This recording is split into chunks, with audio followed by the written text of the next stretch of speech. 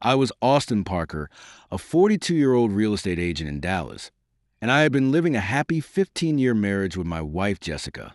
Jessica had told me last month that she was planning a week-long trip to Miami with her girlfriends, and I had supported her. Before the trip, Jessica had started exhibiting strange behaviors and was constantly occupied with her phone. During the trip, I couldn't hear from Jessica at all, and her friends weren't answering their phones either. On the third day, I received a strange message from the bank, and when I checked our accounts, I was stunned.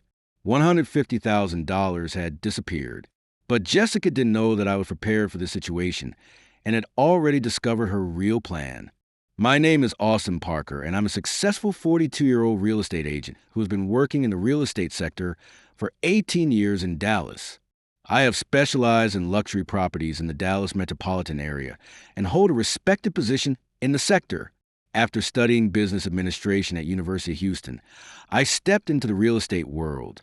Although I started my career with small residential projects, over the years I developed myself and transitioned to the commercial real estate sector. Now I handle sales of multi-million-dollar properties in Dallas's most prestigious neighborhoods. My client portfolio consists of major company owners, professional athletes, and celebrities. My office is located on the 25th floor of a 30-story skyscraper in downtown Dallas. The magnificent view of Dallas can be seen from the windows, and this place is like a second home to me. My secretary, Margaret, prepares my coffee every morning and briefs me on my daily schedule. I met Jessica 17 years ago. At that time, I was a young realtor who had just started his career, while Jessica was a creative director working at a prestigious marketing agency. Our meeting was actually very romantic. We met at our mutual friend Michael's wedding. Jessica was wearing a breathtaking black dress that night. Her blonde hair cascaded over her shoulders in waves, and her smile lit up the entire hall. When I first saw her, I felt my heart stop. I can never forget that first moment we danced together. Jessica was a 39-year-old intelligent, successful, and beautiful woman. She worked with fashion and lifestyle brands, designing creative campaigns. She pursued her work with passion and was a recognized name in the sector. The agency she worked for was one of Dallas's largest marketing firms. Our relationship developed rapidly. We were both ambitious, hardworking people who shared the same values. We usually spent weekends together, dining at restaurants, going to movies, taking walks in parks. Jessica's laughter mesmerized me. After dating for 2 years, I proposed marriage. I made the proposal at Dallas's most romantic restaurant. Jessica accepted with tears in her eyes. Our wedding was held at one of Dallas's most luxurious hotels. It was a magnificent ceremony, attended by 200 guests. The first years of our marriage truly passed wonderfully. Our financial situation gradually strengthened.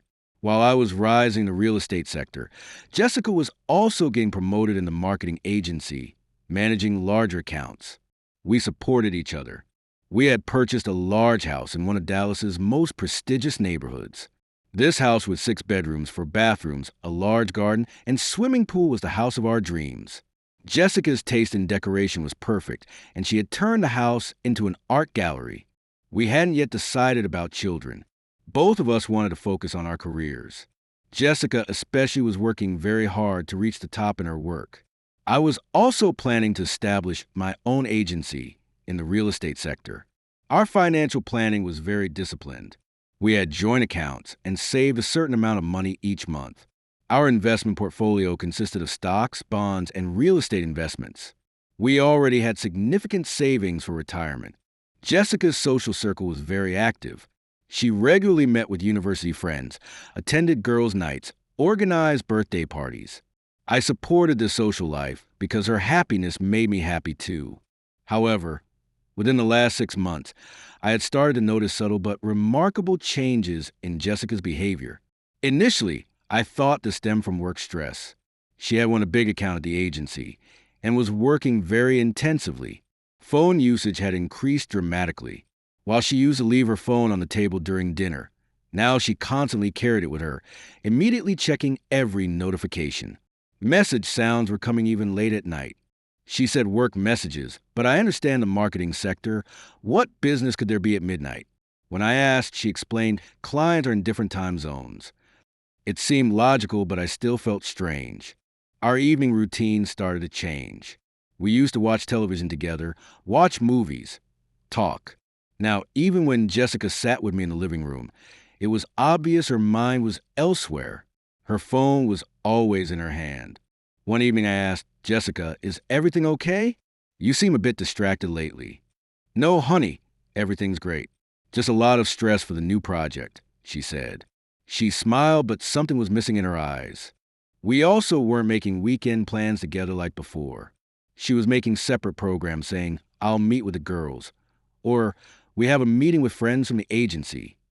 I initially considered this normal, but when the frequency increased, I started to worry. Social media usage also changed.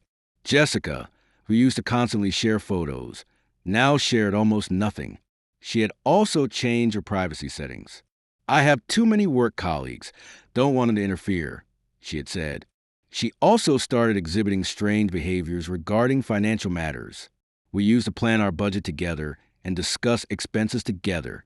Now, when I brought up money topics, she would get uncomfortable and try to change the subject. At the beginning of March, shocking news came from Jessica. "Austin, I'm going on vacation to Miami with the girls," she said. When I heard this news while drinking my coffee, I was surprised but supportive. "Nice, honey, when?" I said, "Next week. It's Stephanie's birthday. We're going to surprise her," Jessica said. Stephanie was a friend from university, but I hadn't heard her name for a long time. "Stephanie? We haven't seen her for a very long time." I said, "Yes, we reunited with her.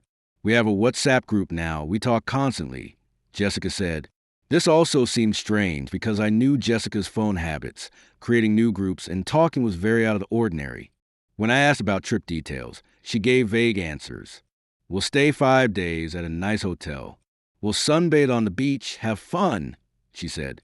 I couldn't get clear answers to questions like which hotel, who's coming, how are you going. "I need some money," Jessica said. When I asked how much, she said $5,000 is enough. This amount seemed excessive for a vacation, but I didn't object. She also wanted credit card limits increased. During trip preparations, Jessica's behavior became even stranger. While packing her suitcase, she was locked in the bathroom, hiding her clothes. "I don't want it to be a surprise," she was saying, but this explanation didn't make sense. She kept her passport and tickets very secret. Previously, travel documents used to be in our joint files. This time, she didn't show anything. "The agency handled everything," she said, but this also seemed strange. The communication plan was also unclear. "Phones might not work while in Miami," she said. Hearing this seemed very strange because Miami is a modern city. Of course, phones work. On departure day morning, Jessica was behaving very nervously and emotionally. She was constantly hugging, saying, "I'll miss you so much." This excessive emotionality wasn't normal. She usually didn't behave like this during her travels. While driving to the airport, Jessica was quiet in the car. When I asked, "Is everything okay?" she said, "Yes, honey, I'm just excited," but her voice came out shaky. We said goodbye at the airport. Jessica's eyes were teary. "I love you so much, Austin," she said. This farewell was very emotional. When I returned to my car, I had a strange feeling inside. I didn't hear any news the first day. I was expecting a message like, "I arrived in Miami. Everything's fine," but it didn't come. I called in the evening, but couldn't reach her phone. Maybe it really doesn't work, I thought. Second day was also silence. I checked Jessica's Instagram account, but there was no new post. I called Stephanie, but her phone wasn't available either. I sent a WhatsApp message. Blue tick came, but no response. On the third day, I was starting to worry. In the morning, a strange message came from the bank. It said, "Unusual activity detected in your account." I immediately opened the bank's application. The scene I saw made my world collapse. $150,000 had been transferred from our joint savings account. $25,000 had also moved from my retirement account. A total of $175,000 had disappeared. When I looked at transfer details, I was shocked. The electronic transfer had been made on the day Jessica went to Miami at 2:30 p.m., meaning the transactions were carried out while Jessica was still on the plane. I immediately called the bank. The customer representative said, "These transfers were made with your wife's electronic signature, but she's in Miami." I said, "The transfer was made to an offshore account," the representative said.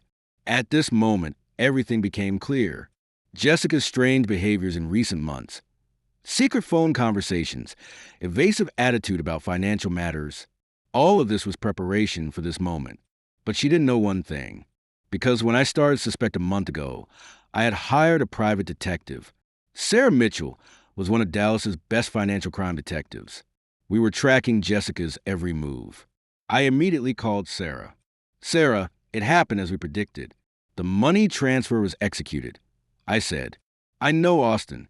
Our Miami team is following Jessica. And what we found is very surprising," she said. "Jessica is indeed in Miami, but her friends aren't there.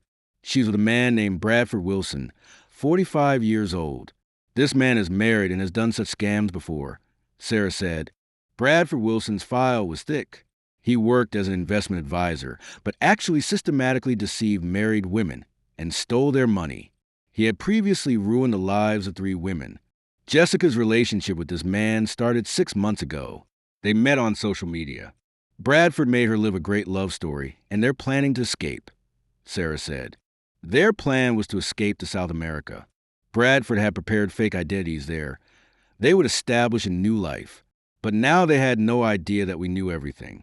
Sarah's team had obtained all records of Jessica and Bradford's luxury hotel in Miami. Room service orders, restaurant bills. Everything was documented. Also, money transfers to Bradford's other accounts were detected. What do we do now? I asked Sarah. The FBI's Financial Crimes Unit got involved. Since international money transfer is involved, it's a federal crime. Arrest warrant will be issued tomorrow, she said. I couldn't sleep that night. I was thinking about how my 15-year marriage ended this way. I loved Jessica, but this betrayal was unacceptable. I felt like a fool. Next morning, Sarah called. "There's good news. Jessica and Bradford were arrested last night. We managed to stop the money transfers. We'll be able to recover most of the money," she said. Sarah was describing Jessica's arrest moment. While they were having a romantic dinner at the hotel restaurant, FBI agents approached their table. I would have liked to see Jessica's shock. Bradford tried to escape, but couldn't succeed. Sarah's team had already controlled all exit points. Both were referred to federal court. During interrogation, Jessica had confessed. She was saying she fell for Bradford's manipulation, thought she was experiencing great love. But what she did was theft, and there was a punishment for this. My lawyer, Keith Morrison, started trial preparations. Both criminal case and divorce case processes were initiated. Jessica's committing a crime would produce results in my favor regarding property regime. Jessica's family called me and apologized. Her mother said, crying, "We're also shocked. How could she do this?" Her father said, "We'll pay for all damages." But this wasn't about money anymore. When Bradford's past was investigated, more victims emerged. He had stolen $200,000 from a woman in Boston, $300,000 from another in Chicago. He was a serial scammer.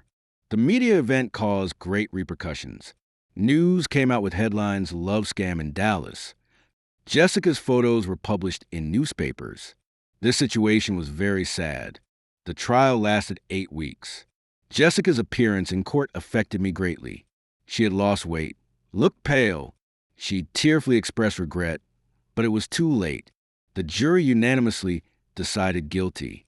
Jessica received 12 years federal prison sentence. Bradford received 25 years sentence. Justice had been served. The money recovery process was successful. I recovered 70% of my total loss. The insurance company also covered the remaining part. Financial situation returned to normal. Jessica is now held in minimum security prison. I don't write letters to her, don't visit. I completely erased that period from my life. The divorce case concluded in my favor. The house remained with me. Joint assets were divided. Jessica's being guilty affected the property regime in my favor. Now I'm rebuilding my life. I'm receiving treatment, trying to overcome trauma. My friend support is very important. I'll be more careful in new relationships. My work is going well. My clients supported me during this process. My reputation in the real estate sector was preserved. Some clients even said, "What you experienced shows your courage." Jessica has the right to conditional release after 8 years, but she needs to participate in rehabilitation programs. Bradford's situation is worse. He'll probably get life imprisonment. This experience taught me how important trust is. Without transparency in marriage, these results occur. You think you know people, but you can't know without seeing their true faces. Now I've increased my financial security measures. My accounts are more secure. Tracking systems have been developed. I don't want to face such a situation again.